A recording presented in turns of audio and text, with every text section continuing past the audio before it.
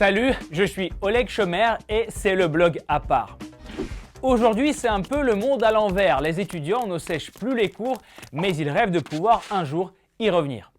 À croire le président de la République, les amphithéâtres devaient commencer à se remplir à partir de février. Mais les jeunes ont déjà oublié le chemin des facs. La plupart revient à présentiel au maximum une fois par semaine. Selon les pronostics, le retour à la normale ne se fera pas avant la rentrée prochaine.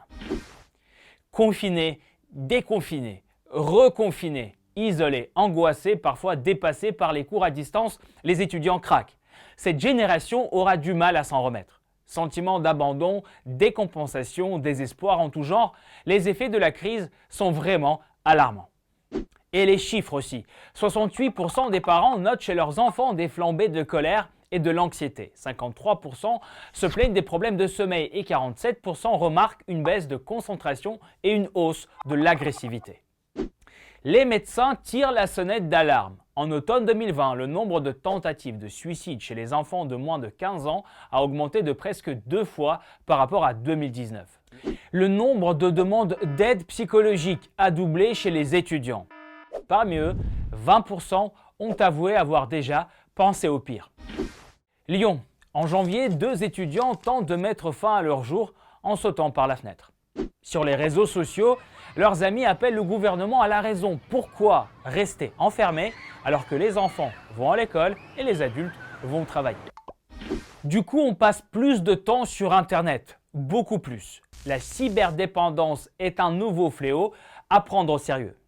Ils sont 65% en plus ne presque jamais se séparer des ordinateurs et des smartphones. C'est dur d'avoir 20 ans en 2020. Oui. C'est dur. Donc je donnerai jamais de leçons à nos jeunes. Le président peut être tranquille. Il y aura toujours quelqu'un pour leur apprendre la vie. Par exemple, la discrète ministre de l'Enseignement supérieur, Frédérique Vidal. La fameuse justification du bonbon qui traîne sur la table et du sandwich laissé à la cafétéria pour ne pas réouvrir les facs. Sauf que maintenant, les bonbons des étudiants ressemblent plus à ça. Évidemment, la solitude et l'isolement ne sont pas les seules difficultés. Comment arrondir ces fins de mois? Et surtout trouver un emploi pendant la crise.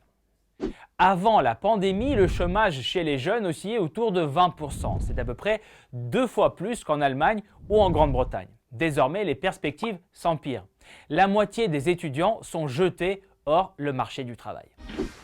Voir le verre à moitié plein. C'est ainsi que le gouvernement souhaite que les étudiants voient les choses. Peu de chances que ça arrive. Déjà avant, il faudrait qu'ils puissent aller prendre un verre avec leurs amis. Ciao! À dans quelques jours pour un nouvel épisode et si vous avez aimé celui-ci, partagez, likez et surtout souscrivez notre chaîne YouTube. Ciao!